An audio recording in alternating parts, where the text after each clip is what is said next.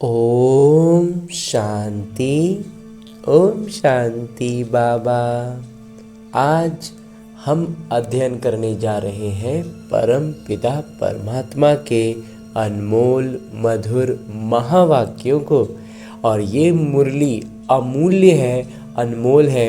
ये हम तब अनुभव करते हैं जब बाबा के परम पिता परमात्मा के चैतन्य उपस्थिति में इसका अध्ययन करते हैं। और तब जब बाबा की मुरली की एक एक बात हमारी बुद्धि में ऐसे गूंजती है जैसे बाबा मेरे साथ खड़े हैं और मुझसे कान में कह रहे हैं। जब भी कोई परिस्थिति हो, कोई भी बात हो, हमारी बुद्धि में बाबा की ये बातें गूंजने लगती हैं।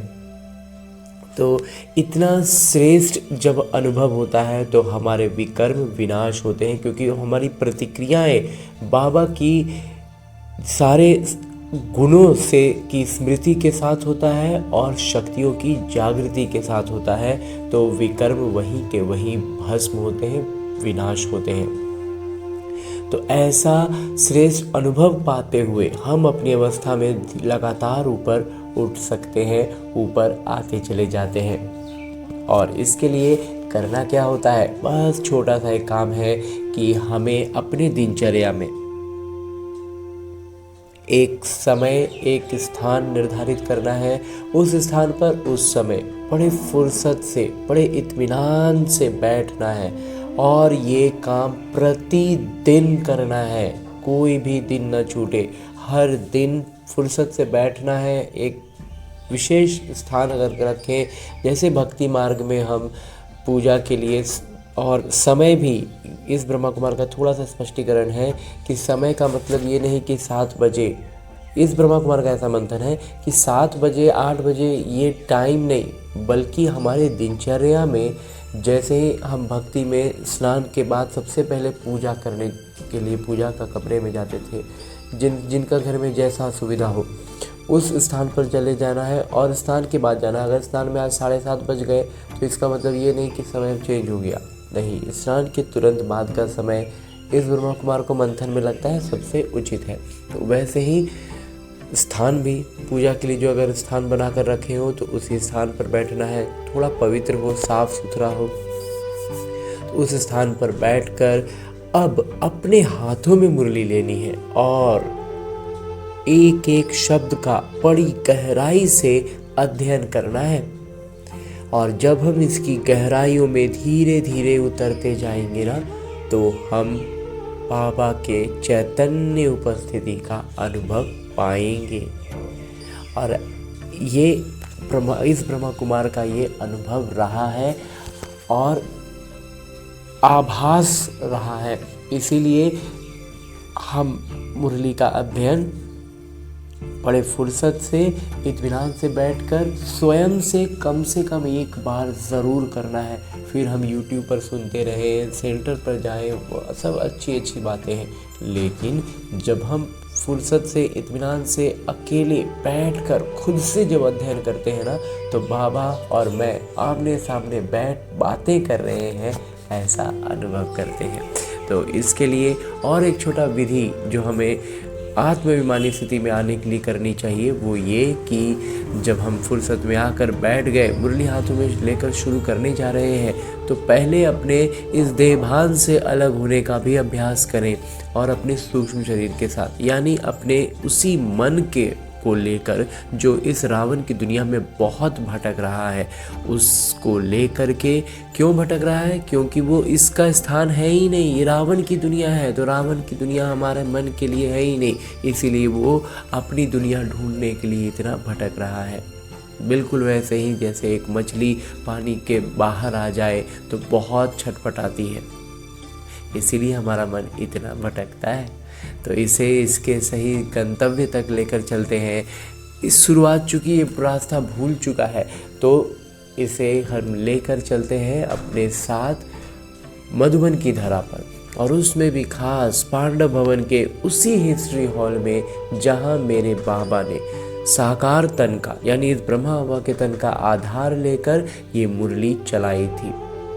यूँ तो बाबा ने चलाई थी पहले, तभी आज हमें लिखित रूप में मिल रही है। लेकिन आज भी जब मैं आत्मा अपने आत्म अभिमानी स्थिति में स्थित होकर और स्थित होने के लिए, ये बहुत सरल अभ्यास है, इससे हम आत्माभिमानी स्थिति में स्थित होते हैं और तब बाबा की चैतन्य उपस्थिति का अनुभव पाते हैं। और उसकी अनुभूति का सबसे पहला पायदान ये होता है कि जैसे ही मैं आत्मा खुद को उस स्थान पर अनुभव करता हूँ, परमात्मा के सानिध्य में पहुँचता हूँ, तो मुझ आत्मा के सारे आत्मिक गुण, पवित्रता, शांति, प्रेम और सुख की भरपूरता का एहसास होता है। बाबा सम्मुख बैठे हैं, दृष्टि से मुझ आत्मा में ज्ञान, प्रकाश और शक्तियों का प्रवाह कर रहे हैं, ऐसा भी अनुभव पाते हैं, जिससे चारों ओर आनंद का एक आवरण बन जाता है। और उस आवरण में मैं और मेरे बाबा बड़े फुर्सत से बैठ बातें करते हैं।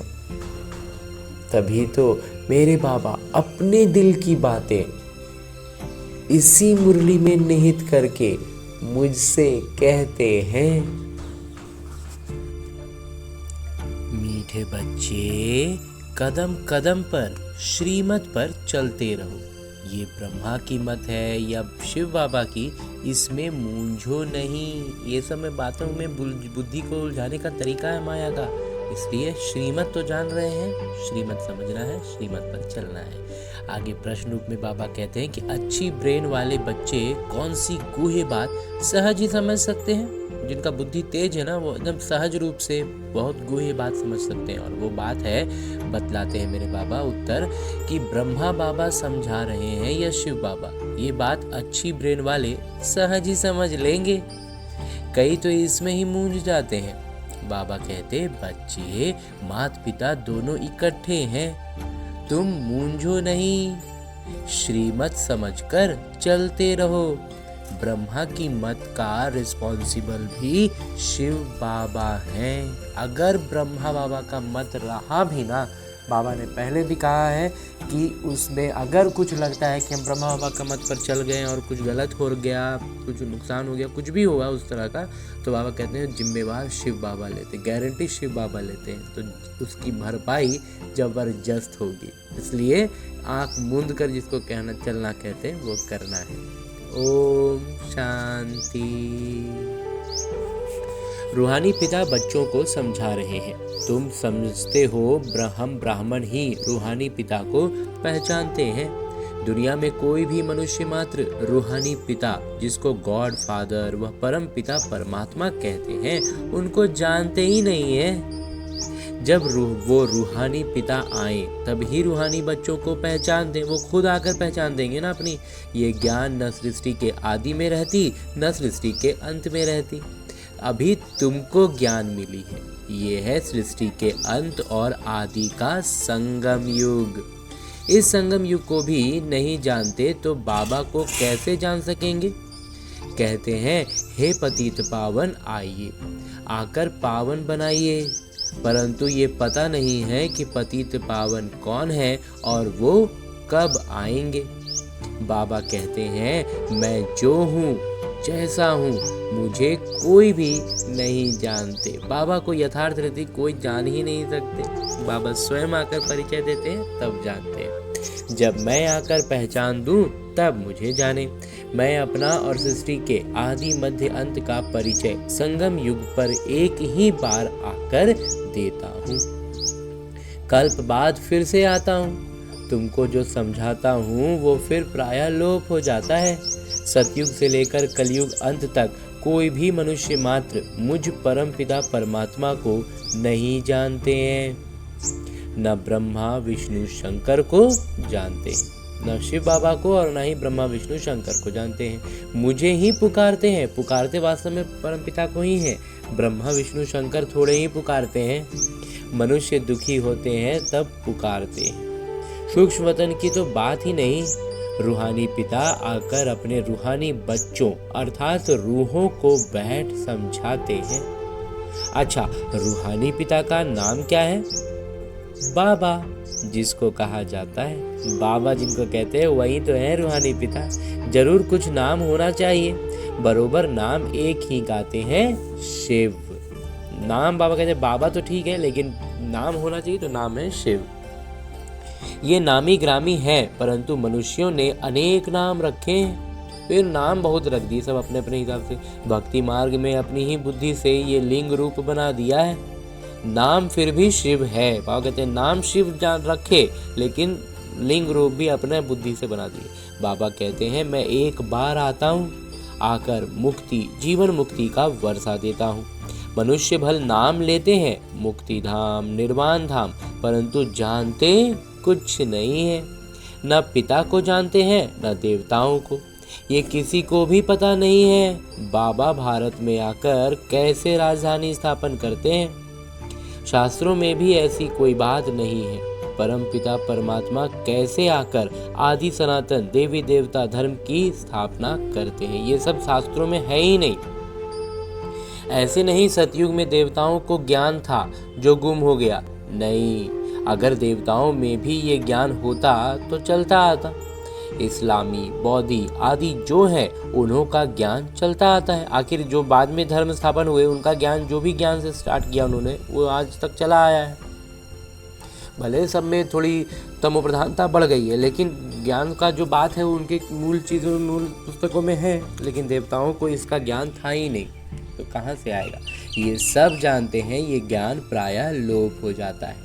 मैं जब आता हूँ तो जो आत्माएं पतित बन राज्य गंवा बैठी हैं उन्हों को आकर फिर पावन बनाता हूँ। तो ये होता है कि आत्मा का, जो आत्माभिमानी होते हैं देवताएं, उनको मालूम होता है कि शरीर छोड़ के दूसरा में जा रहे हैं, तो इसलिए उनको ये भावना, हमारा जो पाप पुण्य का कंसेप्ट हमें बताया गया ना कि ऐसा करने से पाप होता है, ऐसा करने से पुण्य होता है, तो वो उसी में था। लेकिन धीरे धीरे इतना देहभान भारी हो गया कि हम पाप पुण्य को भूल गए। देख रहे हैं कि गलत कर रहा है फिर भी उसको अच्छा हो रहा है। क्यों? क्योंकि भूल गए कि आत्मा का हिसाब किताब है। अच्छा जो भी उसको मिल रहा है वो उसके पहले के कर्मों का है, और बुरा जो वो अभी कर रहा है वो उसको बाद में मिलेगा। ये चीज़, ये कंसेप्ट हम जब थोड़ा भूलने लग गए, या देहभान में ज़्यादा उतर गए, तो हम पाप में लिप्त होते चले गए। लेकिन आत्मिक रूप का ज्ञान हमें था सतयुग से, इसलिए अभी अभी तक ये हम महसूस करते थे। भारत में राज्य था फिर गवाया। गवाया कैसे है ये भी किसी को पता नहीं है। बाबा कहते भारत में राज्य था और वो गवाया।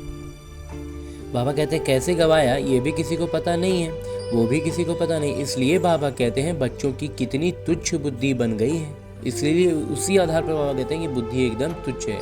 मैं बच्चों को ये ज्ञान दे प्रारब्ध देता हूँ, फिर सभी भूल जाते हैं। बाबा इतना ज्ञान दे रहे, इतना प्रारब्ध दे रहे, फिर भी भूल जाते हैं। कैसे पिता आए, कैसे बच्चों को शिक्षा दी, ये सब भूल जाते हैं। ये भी ड्रामा में नूंद है। बच्चों को विचार सागर मंथन करने की बड़ी बुद्धि चाहिए। बाबा कहते हैं बुद्धि में विशालता होगी, स्पष्टता होगी, तो विचार सागर मंथन बहुत चलेगा, और जितना ज़्यादा चलेगा उतना ज़्यादा हम ऊपर उठते जाते हैं, ज्ञान की स्पष्टता हमारी बढ़ती जाती है। बाबा कहते हैं ये जो शास्त्र आदि तुम पढ़ते आए हो ये सतयुग त्रेता में नहीं पढ़ते थे, वहाँ थे ही नहीं। तुम ये ज्ञान भूल जाते हो, फिर गीता आदि शास्त्र कहाँ से आया? जिन्होंने गीता सुनकर ये पद पाया है वही नहीं जानते, तो फिर कैसे जान सकते? जो पद पाए तो जान ही नहीं रहे, और कोई कहाँ से जानेगा? देवताएं भी जान नहीं सकते। हम मनुष्य से देवता कैसे बने? वो पुरुषार्थ का ही किरदार बंद हो गया। तुम्हारी प्रारब्ध शुरू हो गई, वहाँ पर प्रारब्ध मिलने लगेगा। पुरुषार्थ का काम ही, कंसेप्ट ही खत्म। वहाँ ये ज्ञान हो कैसे सकती? बाबा समझाते हैं ये ज्ञान तुमको फिर से मिल रहा है। कल्प पहले मिसल तुमको राजयोग सिखलाए, प्रारब्ध दी जाती है, फिर वहाँ तो दुर्गति है नहीं, तो ज्ञान की बात भी नहीं उठ सकती। ज्ञान है ही सद्गति पाने के लिए, वो देने वाले एक पिता हैं। सद्गति और दुर्गति का अक्षर यहाँ से निकलता है। सद्गति को भारतवासी ही पाते हैं। समझते हैं हेवनली गॉड फादर ने हेवन रचा था, स्वर्ग रचे थे। कब रचे ये कुछ भी पता नहीं। शास्त्रों में लाखों वर्ष लिख दिया है, बाबा कहते हैं, बच्चों तुमको फिर से ज्ञान देता हूँ। फिर ये ज्ञान खलास हो जाता है तो भक्ति शुरू होती है। ये ज्ञान के आधार पर प्रारब्ध मिलता है, फिर प्रारब्ध में जब हमारी अवस्था नीचे आती है तो भक्ति शुरू कर देते हैं। आधा कल्प है ज्ञान, आधा कल्प है भक्ति। ये भी कोई नहीं जानते, सतयुग की आयु ही लाखों वर्ष दे दी है, तो मालूम कैसे पड़े? 5000 वर्ष की बात भी भूल गए हैं, तो लाखों वर्ष की बात कैसे जान सकें? कुछ भी समझते नहीं। बाबा कितना सहज समझाते।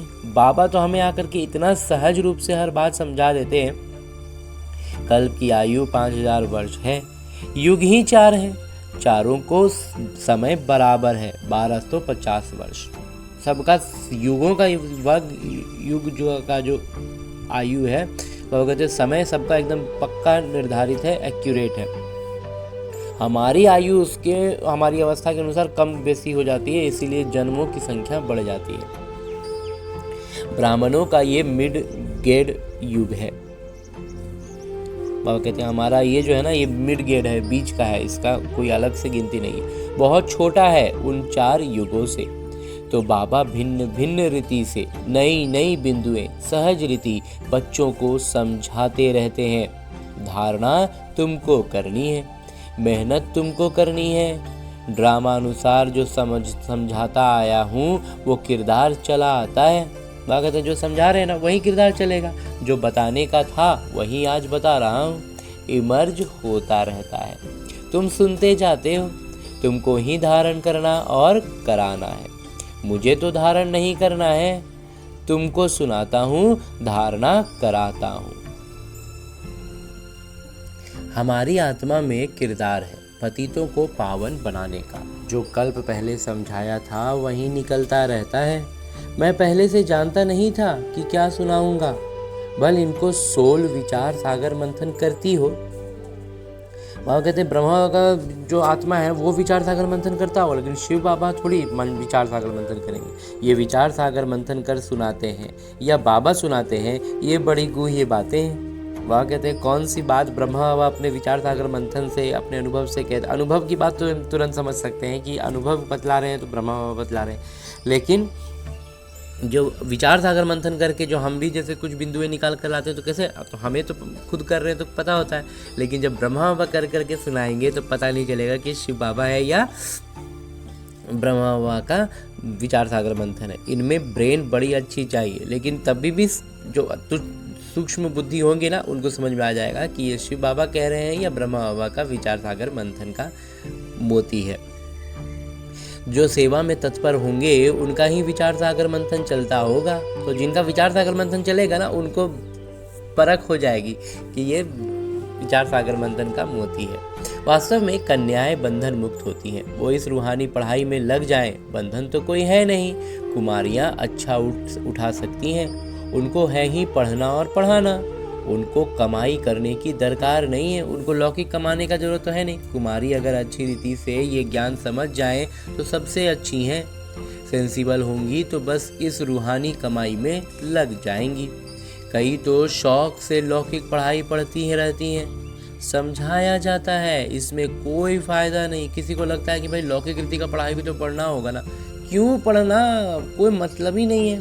तुम ये रूहानी पढ़ाई पढ़कर सेवा में लग जाओ, वो पढ़ाई तो कोई काम की नहीं है, उसका कोई अर्थ नहीं है, सिर्फ समय, अपना जीवन की ऊर्जा व्यर्थ जाती है, कुछ भी उसका परिणाम नहीं है। पढ़कर चले जाते हैं गृहस्थ व्यवहार में, गृहस्थी माताएं बन जाती हैं। कन्याओं को तो इस ज्ञान में लग जाना चाहिए। बाबा कन्याओं को आज विशेष तौर पर कह रहे हैं कि उनको तो ज्ञान में सीधा सीधा समर्पित हो जाना चाहिए। कदम कदम श्रीमत पर चल, धारणा में लग जाना है। मम्मा शुरू से आई और फिर इस पढ़ाई में लग गई। कितनी कुमारियां तो गुम हो गई। कुमारियों को अच्छा मौका है, श्रीमत पर चले तो बहुत फर्स्ट क्लास हो जाए।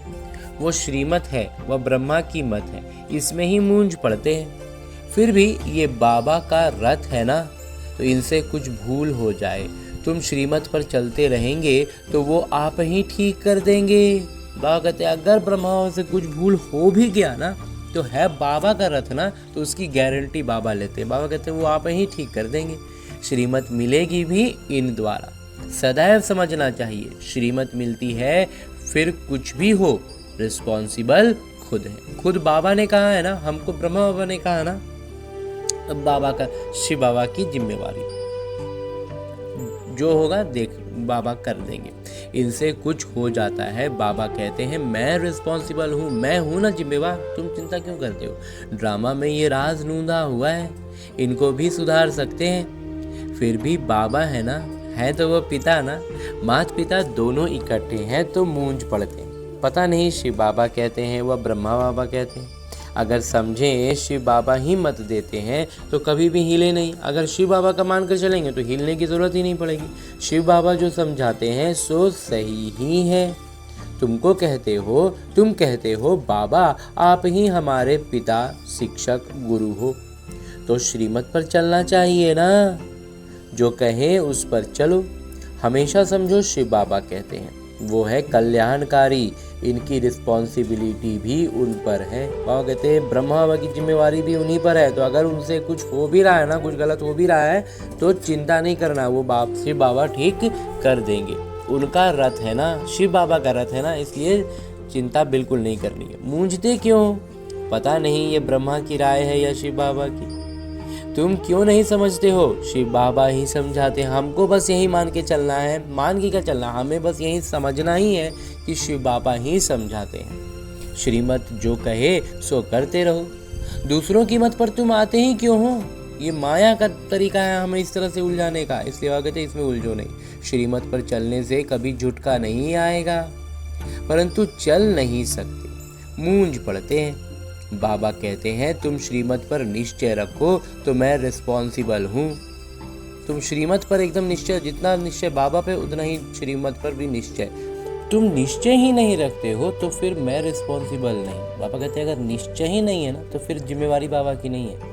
हमेशा समझो श्रीमत पर चलना ही है। वो जो कहें, चाहे प्यार करो चाहे मारो, ये उनके लिए गायन है। इसमें लात आदि मारने की तो बात नहीं है, परंतु किसी को निश्चय बैठना ही बड़ा मुश्किल है। निश्चय पूरा बैठ जाए तो कर्मातीत अवस्था हो जाए, लेकिन वो अवस्था आने में भी समय चाहिए। वो होगी अंत में। इसमें निश्चय बड़ा अडोल चाहिए। तो कर्मातीत बनने के लिए हमें दूसरा अभ्यास की जरूरत होता है। तो निश्चय पहले होता है, फिर हमारा अभ्यास बढ़ता है और तब अवस्था कर्मातीत होती है। और कहते हैं ये, लेकिन अंत में पूरा फाइनल तो होगा अंत में। और निश्चय एकदम अडोल चाहिए, लेकिन निश्चय एकदम अडोल चाहिए। निश्चय हिल गया तो फिर कोई सब गड़बड़ हो जाएगा। शिव बाबा से तो कभी कोई भूल हो ना सके। तो ये बात एकदम निश्चय में न, शिव बाबा पे निश्चय और श्रीमत पर। तो अगर लग रहा है कि कुछ गड़बड़ हो रहा है श्रीमत के अनुसार, तो बाबा कहते हैं इतना तो भरोसा है ना कि शिव बाबा हैं, तो उनसे तो कोई भूल नहीं हो सकता। ब्रह्मा बाबा से हो सकती है, बाबा कहते हैं इनसे हो सकती है, शिव बाबा से तो नहीं होगा ना। तो ये दोनों हैं इकट्ठे, परंतु तुमको निश्चय भी रखना है। शिव बाबा समझाते हैं उस पर हमको चलना पड़े। फिर जो वो समझा रहे हैं उनके मुख से जो निकल रहा है हमको उस पर चलना है।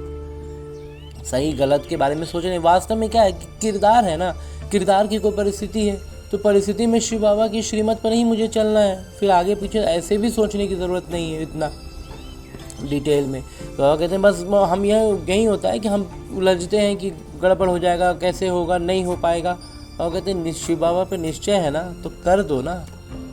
किरदार है, किरदार में क्या हो रहा है, क्या फ़र्क पड़ता है, मैं आत्मा उस किरदार से अलग हूँ, ये भावना भी रहेगी ना तो हम आसानी से कर पाएंगे। इसलिए वो कहते हैं तुमको निश्चय भी रखना है कि शिव बाबा समझाते हैं, उस पर हमको चलना पड़े। तो बाबा की श्रीमत समझकर चलते चलो तो उल्टा भी सुलटा हो जाएगा। बाबा सीधा एकदम सहज भाषा में कह देते हैं, कुछ उल्टा हो भी गया ना तो वो सीधा हो जाएगा, शिव बाबा कर देंगे। वो तो सर्वशक्तिमान है ना।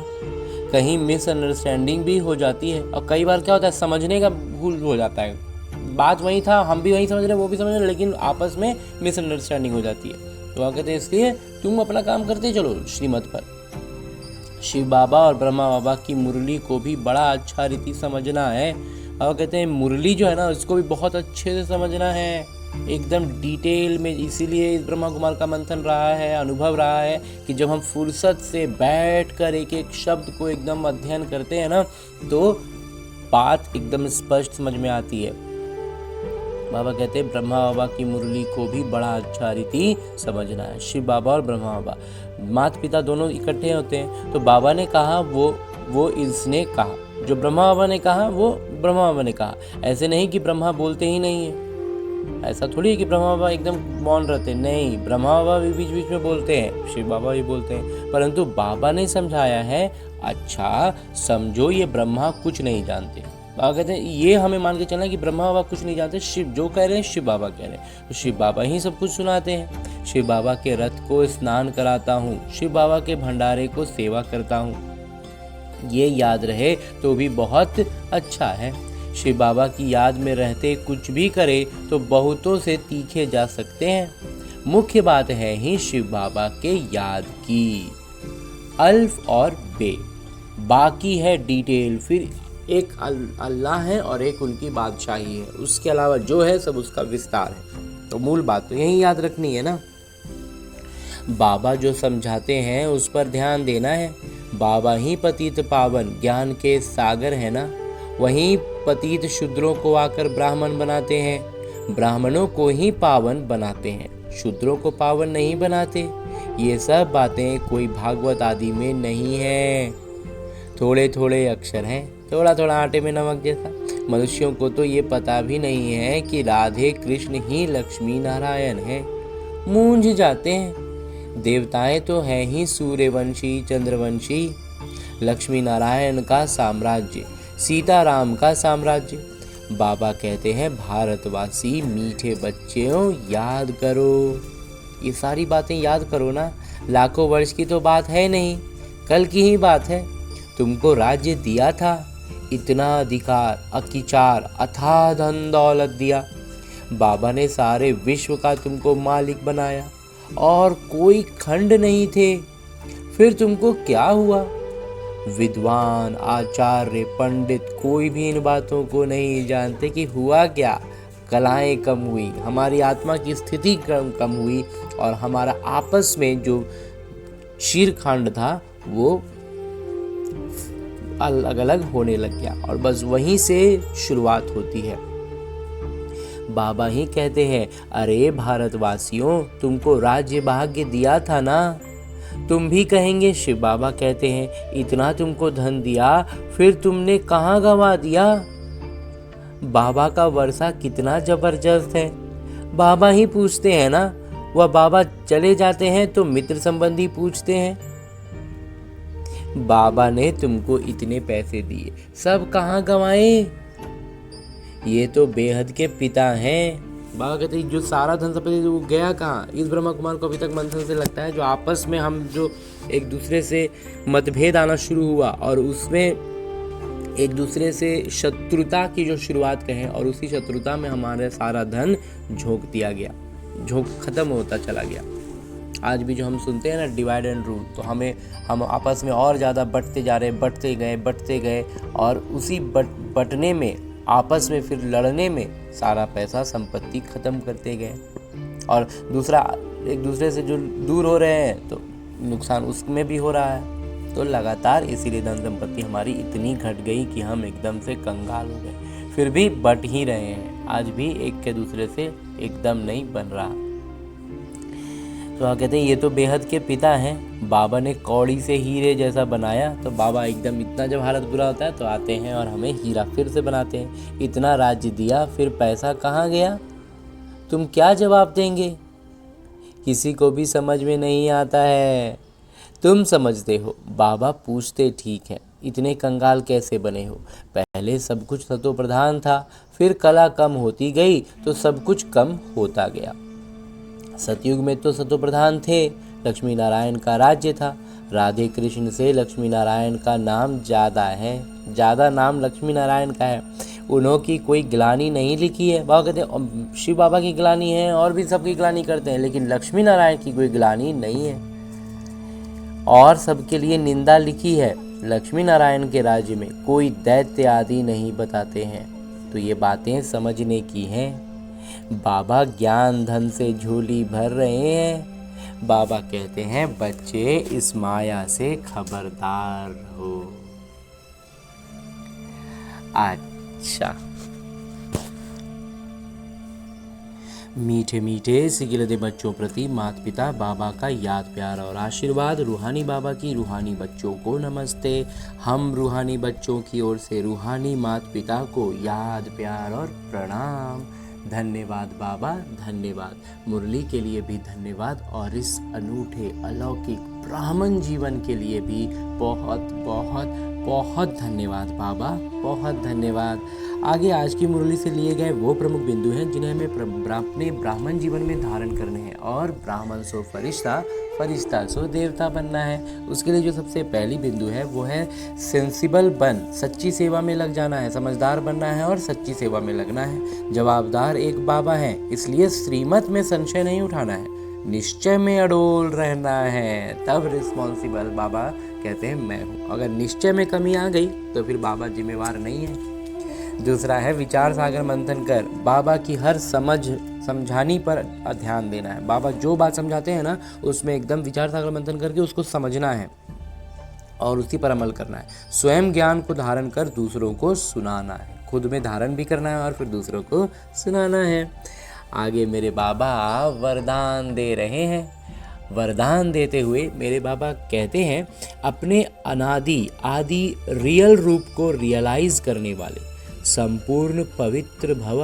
अपना अनादि और आदि स्वरूप हम याद करेंगे, उस रूप में की अनुभव में आएंगे तो बाबा कहते हैं उस स्वरूप में तो हम संपूर्ण पवित्र ही रहेंगे ना। विस्तार से बाबा कहते हैं कि आत्मा के अनादि और आदि दोनों काल का ओरिजिनल स्वरूप पवित्र है। अपवित्रता आर्टिफिशियल शूद्रों की देन है। शूद्रों की चीज़ ब्राह्मण इस्तेमाल नहीं कर सकते। इसलिए सिर्फ यही संकल्प करो कि अनादि आदि रियल रूप में मैं पवित्र आत्मा हूँ। किसी को भी देखो तो उसके रियल रूप को देखो, रियल को रियलाइज करो तो संपूर्ण पवित्र बन फर्स्ट क्लास व एयर कंडीशन की टिकट के अधिकारी बन जाएंगे। बाबा कहते हैं हमें ना रियल स्वरूप में रहो तो फिर हमारा टिकट भी एकदम उतना ही श्रेष्ठ वाला कटेगा, एयर कंडीशन का टिकट। और आगे स्लोगन है, मुरली का उपदेश है, परमात्मा दुआओं से अपनी झोली भरपूर करो तो माया समीप नहीं आ सकती। परमात्मा की दुआओं से भरपूर हो जाएगा तो फिर माया तो भटकेगा भी नहीं। हाँ जी बाबा। और अभी तक हमने परमपिता परमात्मा से इतना श्रेष्ठ अमूल्य ज्ञान मुरली, साकार मुरली का अध्ययन करने का प्रयास किया परमात्मा के चैतन्य उपस्थिति में और अनुभव भी किया ना। अब मेरे बाबा इसी अव्यक्त स्वरूप में स्थित रहकर एक इशारा भी देते हैं कि इस अव्यक्ति मास में बंधन मुक्त रह जीवन मुक्त स्थिति का अनुभव करो।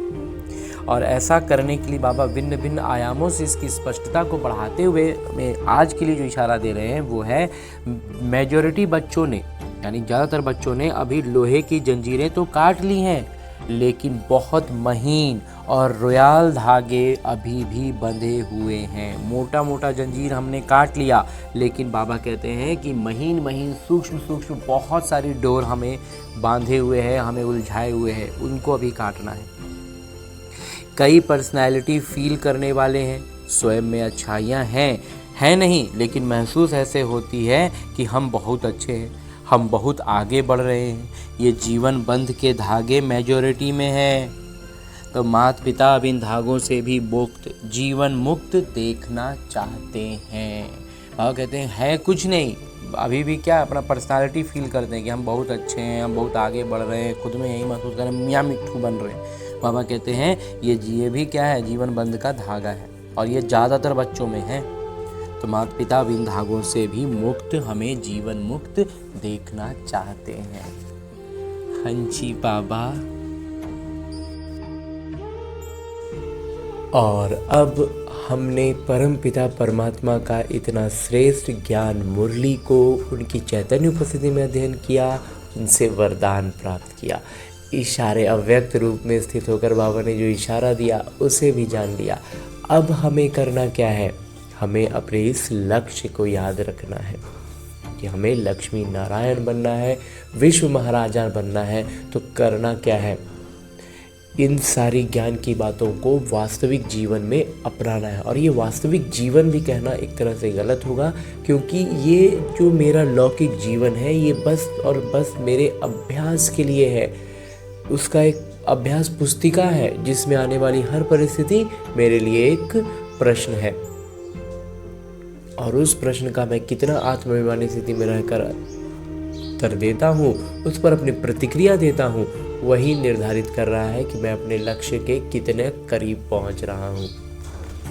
तो इसके लिए अभी फ़िलहाल हमें लौटना है अपने इस स्थूल शरीर में, अपने इस किरदार, जहाँ मुझे न केवल अपने सारे आत्मिक गुणों की स्मृति रखनी है बल्कि अष्ट शक्तियों की जागृति रखनी है। और उन अष्ट शक्तियों को इस ब्रह्मा कुमार ने अपने मंथन से इस क्रम में सजाया है कि सबसे पहले हमारे भीतर ज्ञान के बाद जो शक्ति जागृत होती है वो होती है सहन शक्ति।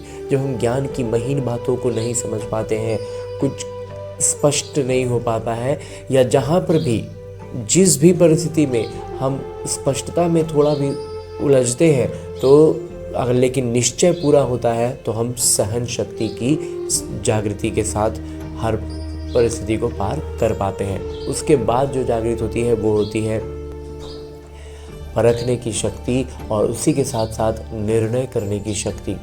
अब निर्णय क्या करना है, निर्णय करने के लिए हमारे पास 5 शक्तियाँ हैं कि हमें इन 5 में से कौन सी शक्ति का इस्तेमाल करना है।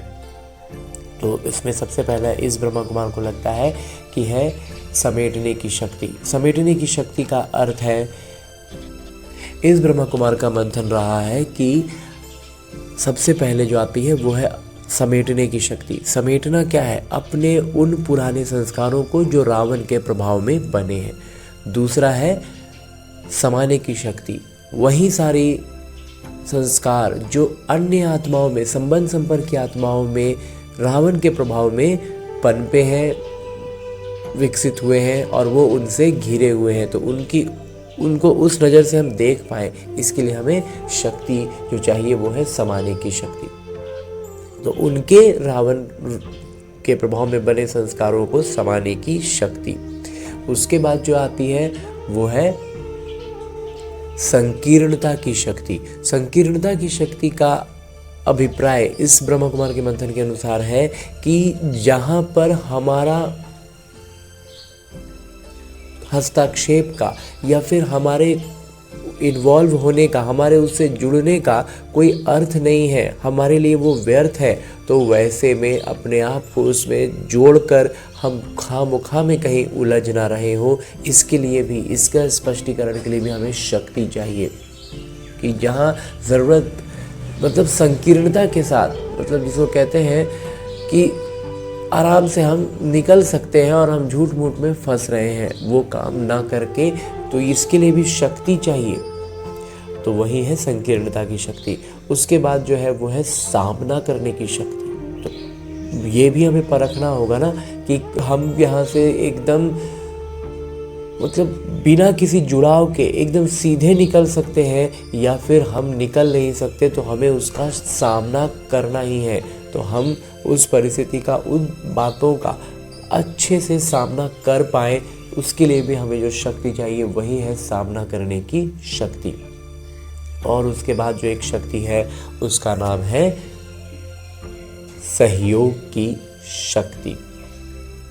सहयोग की शक्ति का अर्थ है कि जब हम अपने सारे गुणों और शक्तियों से खुद को भरपूर अनुभव करते हैं, सारी शक्तियों की जागृति के साथ होते हैं, तब हम अन्य आत्माओं को सहयोग दे सकते हैं। यूँ तो हम यहाँ गलती ये करते हैं कि आज हमने पहला ज्ञान समझा और हम दूसरों को बताते हैं, तो ये बहुत खुशी और उमंग उत्साह के लिए ठीक है, लेकिन दूसरों को बताने में अगर हम पीछे हो रहे हैं, हम फिसल रहे हैं, वो हमें खींच ले रहे हैं, तो इसका मतलब है कि हम सहयोग की शक्ति से भी निपुण नहीं हुए हैं। तो जब तक हम खुद का पाँव अच्छे से न जमा लें, हम बाढ़ में किसी बह रहे या व्यक्ति को लौकिक तौर पर अगर उदाहरण के रूप में देखें तो किसी को बहता हुआ क्यों हम रोकें और खुद ही हमारे पाँव जमे नहीं हैं, हमने खुद को रस्सी से कोई चीज़ से बांधा नहीं है, तो फिर हम दूसरों को मदद नहीं कर सकते हैं, हम खुद ही बहने लग जाएंगे।